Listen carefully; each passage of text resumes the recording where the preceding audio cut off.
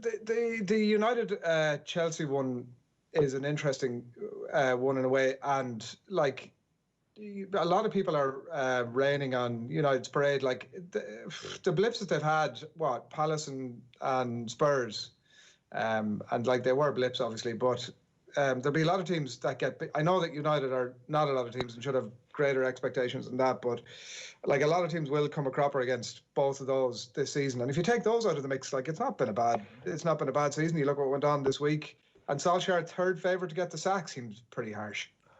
I'm not sure about that. Like they possibly should have got beaten by Brighton as well, but I think you could probably throw Brighton into the mix of teams that are going to take points off a lot of teams this year once they start to, I guess, follow through on their defensive and their attacking potential over the next little while. I don't think it's unfair to put Solskjaer up to the top in the sack race whatsoever. I think that he hasn't proven himself to be an amazing manager. I thought he was good on Tuesday night, and it was good management to win the game in the way that they did. But there was no question that they have looked frail in games that they should be winning easily. They started the season off really slowly. There is a case to be made that there is a lot of water in the argument that they were tired at the start of the season. Whose fault is that? Like, you can't just blame that entirely on the players. There has to be a huge amount of responsibility on the shoulder of the management for that. You're right, there are going to be freak results this season. I think the fact that Spurs scored 6 goals on that occasion was a bit of a freak result. They probably would have scored maybe 3 or 4 had Anthony Martial been on the pitch for 90 minutes, for example. I just don't think he is going to ever get Manchester United to the level that they expect to be at. He is... Where would he go? Like, I know this is like almost a cliched question at this point, but you always have to ask yourself the question: if Solskjaer gets sacked in the morning, which Premier League team is picking him up? Look, it is a very fair question. Don't give me this nonsense about him being the Manchester United manager and that's the only team he can manage, because that is nonsense. That, like, knowing the club is nonsense. It is a ridiculous point. The same goes for Lampard, in fairness.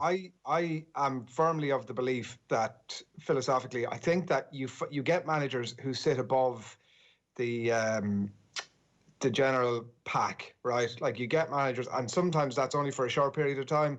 And there are umpteen names that are evidence of that over the last 10 years alone. And without going into them, you know who they are. So for a period of time, they rise above the pack. But I think below that, there's like a large swathe of managers that could actually really manage out. When you take Madrid and United and Liverpool and Barcelona and Bayern and maybe Dortmund and PSG, or a couple of those teams out of the mix, consider the other swathe of teams that represent 98% of what would be considered to be, decent level European football teams. And I think that really any manager could go and do some sort of a job there. And I say all of that because I think that that's the case with Solskjaer, no matter what club he was at. But the difference being that exact point that I understand totally what you're saying, but the reason he gets that shot at United is because of who he is, which wouldn't come somewhere else. But I think in terms of his capabilities, I think he could easily do a job that at any one of the other. He might not get the chance, but I don't think. I'm not saying that I could go in and do a job on, but I am saying that there is a large swathe of managers and a large swathe of clubs who can just be career managers and be absolutely fine about it. I don't know. I think the idea of a career manager has changed in recent years. I think the quality of the lower reaches of the Premier League and the teams and the managers that are operating there is much higher. Like, you look at the likes of Ralph Hasenhüttl, for example. Is Ole Gunnar Solskjaer a better manager than him? Not a hope. Is Ole Gunnar Solskjaer a better manager than Graham Potter? Not a hope. These are the standard of coaches that have come through in recent years. Like, you could move to someone like Slaven Bilic and maybe make an argument to say that his amazing reputation as a footballer gave him the leg up, say, with the Croatian national team, and that's where he made his big name. And now, how well is he doing with West Brom if they get relegated this season? So you can make that argument for sure, but I just think that the quality, it's not Big Sam and like Tony Pulis.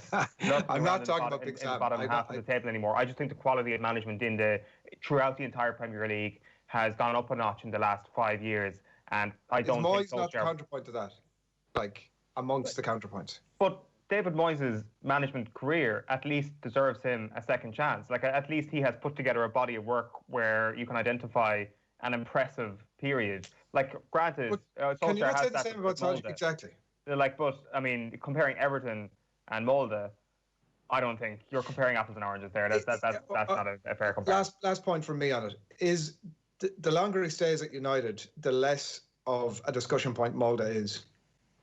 Correct. Yeah, definitely. And like, I actually think it's a little bit futile as well to be talking about it. You judge a manager on his most recent body of work. We're coming up to 2 years almost, believe it or not. Solskjaer has been there. Like, it seems that ever since the first Paris Saint-Germain win, the talk has been, oh, the form has dipped when Solskjaer gets sacked. We're almost 2 years into his reign at this point. It seems that he's had to go through that quite a bit. So, I don't know. One thing I don't agree with the narrative of Solskjaer is that potentially sometimes he gets an easy ride or something like that. Not at all. Right? Like, he's discussed in the sack race every second week. But the reason why that happens is because his results have been largely inconsistent with Manchester United. For every great result against Paris Saint-Germain, there will be a defeat to a Crystal Palace. Yeah. And it is going to happen again and again and again. And I don't think he's the quality of manager to put in a 90-point season for Manchester United ever.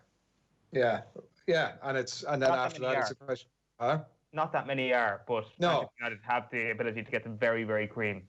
And it's a question of everybody accepting that Liverpool were a team that couldn't be caught last season, and City before that, obviously, and then are United and the board and the fans and everybody just happy that like success is second or third. Anyway, look, we'll see, and time will tell, but certainly an interesting conversation.